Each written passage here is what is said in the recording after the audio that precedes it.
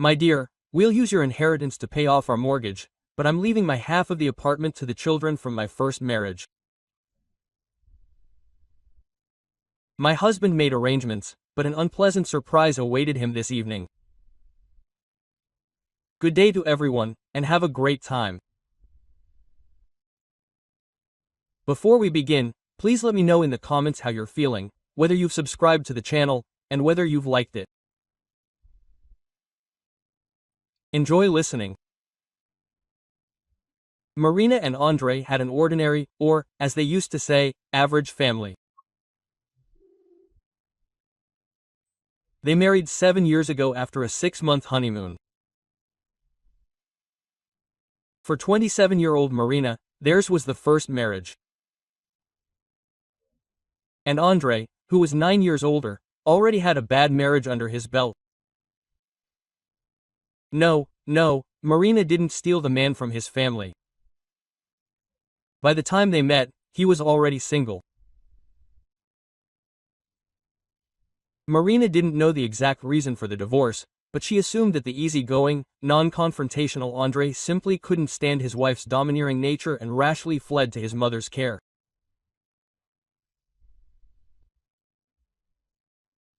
Marina also knew that Andre hadn't offended his former family, leaving his share of the shared apartment to his 2 sons and regularly paying child support. But life with his mother wasn't going well either. Andre quickly realized he'd traded his troubles for troubles and began searching for a soulmate. After all, his mother's personality was not much different from his ex-wife's. His mother, Larissa Dmitrievna, disapproved of her son's haste, but she greeted Marina quite kindly. Apparently, she understood that Andre truly needed a full-fledged family, and she found Marina calm and reasonable. Indeed, this union seemed quite successful. The couple lived peacefully, preferring to negotiate rather than argue. They paid the mortgage on a small 3-room apartment and raised their 5-year-old daughter, Katyusha. But one day, even their sturdy family boat was hit by a storm. So much so that a huge scandal erupted, the first in so many years of marital bliss. And most importantly, for the first time, both parties in the conflict refused to budge. It all began when Marina received an inheritance.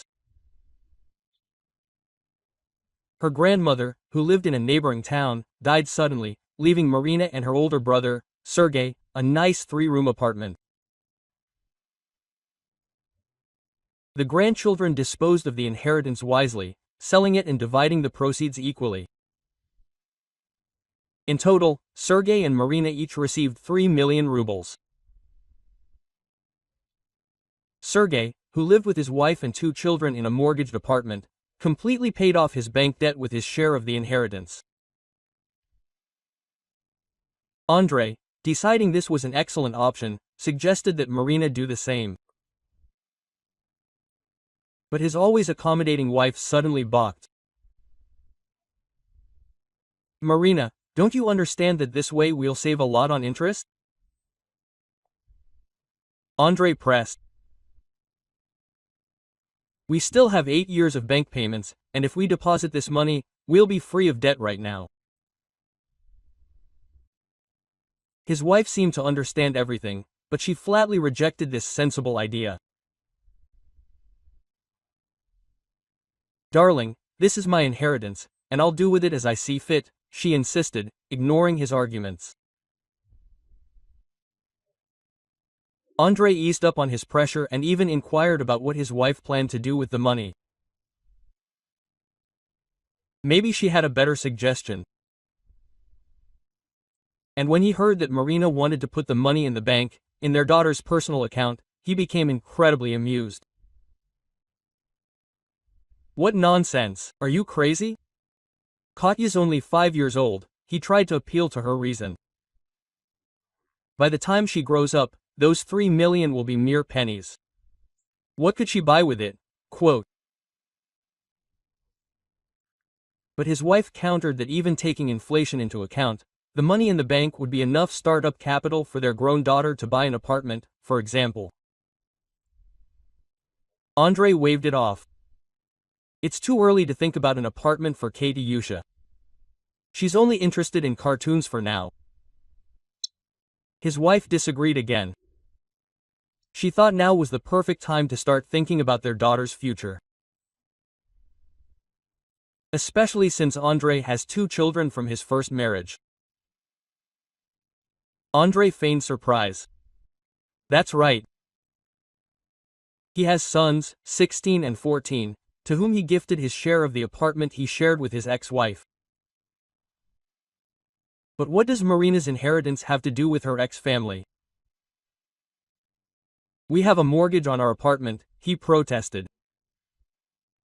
And you're being stubborn, refusing to pay off the loan. Look, your brother paid off his debt to the bank with his share of the inheritance and is living in luxury. What's wrong with you? Quote. Marina was indignant. Her brother's family is in a completely different situation. He and his wife own their apartment equally. If her brother's apartment were to be inherited, his wife and children would inherit it. But her situation with Andre is more complicated. Both of his sons would lay claim to her husband's inheritance. To pay off their shares, they'll have to sell the apartment. And what will their daughter be left with? Her husband was offended. Did Marina really think her brothers would fleece their sister? The woman thought exactly that, but to avoid escalating the situation, she avoided a direct answer.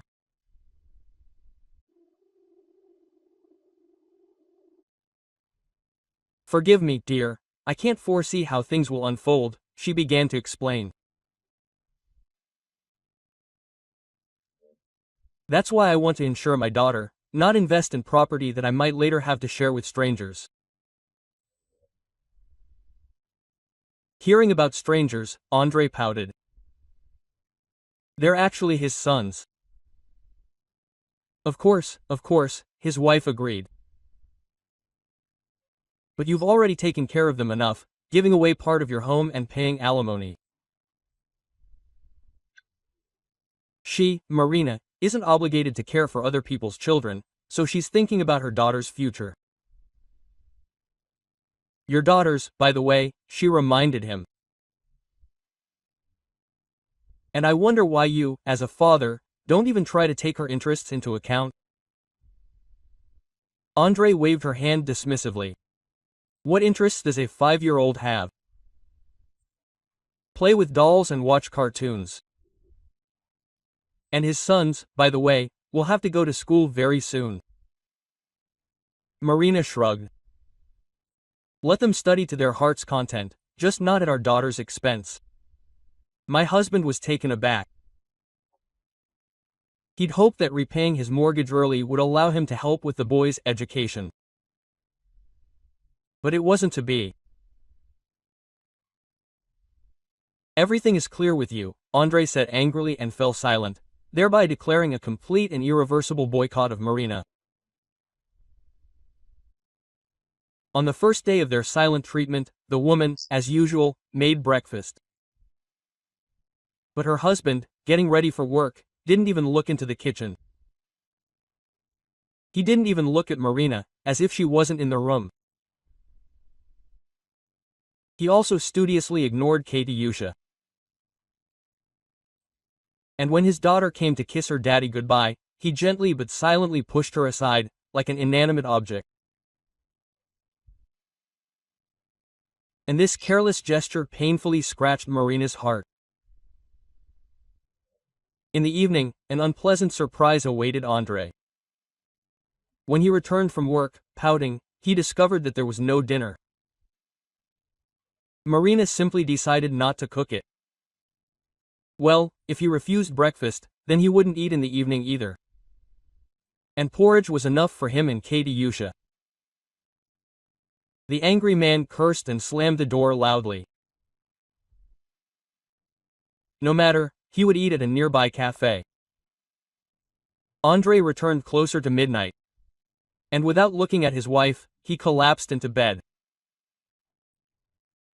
This went on for 3 days, and on the 4th, Her Majesty the mother-in-law showed up at their house. It was a beautiful Saturday, so Larissa Dmitrievna caught her daughter-in-law in the morning. "Marina, what are you doing?" She started yelling as soon as the ceremony of mutual politeness was over.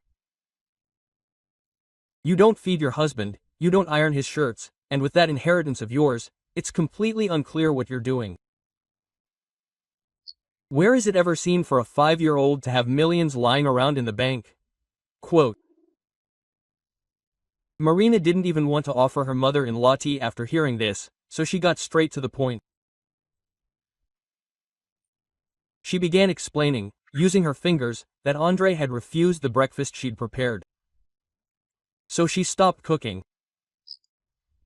Why waste food? His shirts aren't ironed, not because he's swept away, but simply because he doesn't know whether he has any clean ones or if they're already out. Her husband, however, remains silent as a fish flyby. And now about the inheritance, the daughter-in-law put her hands on her hips. "The money is mine, and if I can still discuss something with my husband, then you, dear Larissa Dmitrievna, should not be interested in this topic at all." An angry grimace distorted the mother-in-law's face. "Marinka, don't be rude," she barked. "Intriguющие is my son, and I have the right to know everything that's going on in his family. I'm worried about him." The daughter-in-law just snorted. "And I'm worried about my daughter. I hope you got it." All this time, Andrei, who had come with his mother, was puffing resentfully by the window, and Marina looked at him with interest. "And you, my dear, will be 41 in a month, I think?" she asked sarcastically. "But you still call on your mother for help. You haven't tried to solve your problems yourself." Her husband flared up. Marina herself meets any of his proposals with hostility, and also he's making fun of him. But the woman replied that she wasn't obligated to agree to something that only benefited him.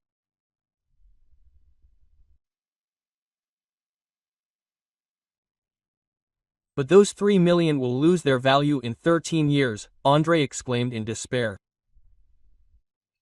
His wife just shrugged. "There's absolutely no need to keep the money in the bank for so long.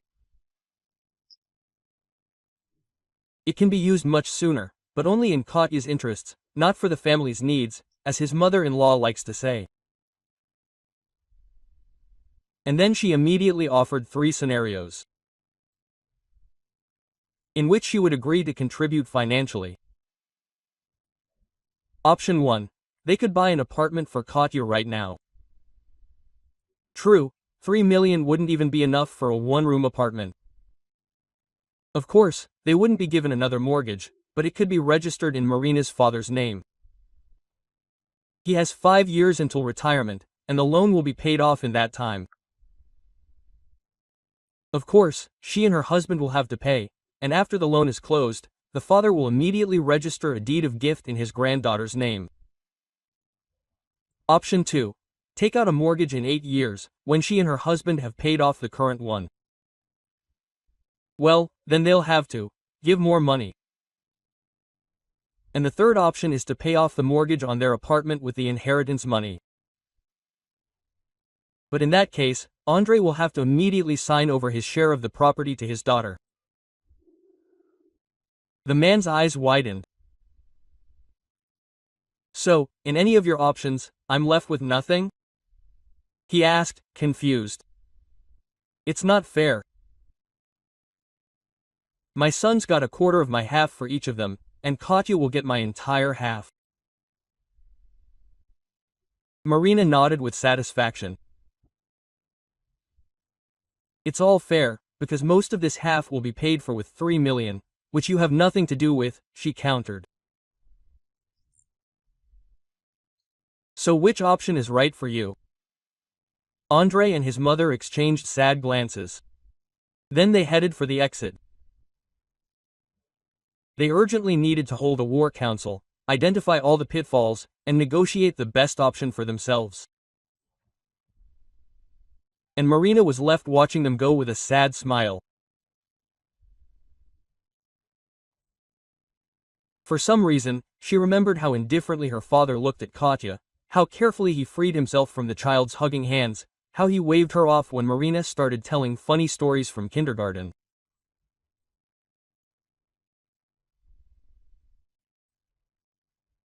In fact, she had another option, and she was agonizing over whether it would be the best one. Andrei stayed with his mother for 2 days. And upon his return, he declared that none of the options his wife had previously proposed suited him.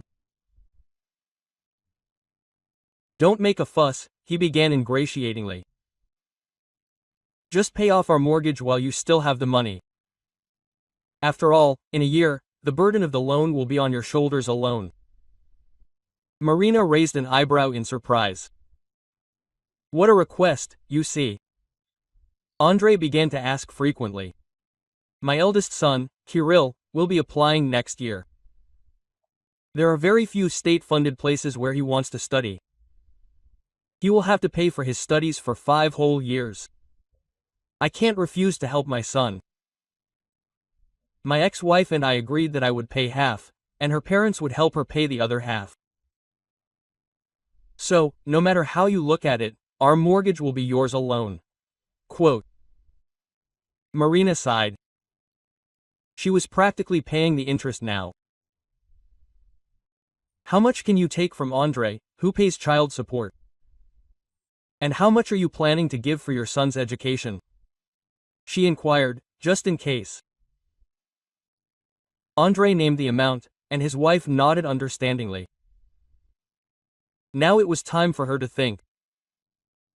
And 2 days later, she filed for divorce and division of property.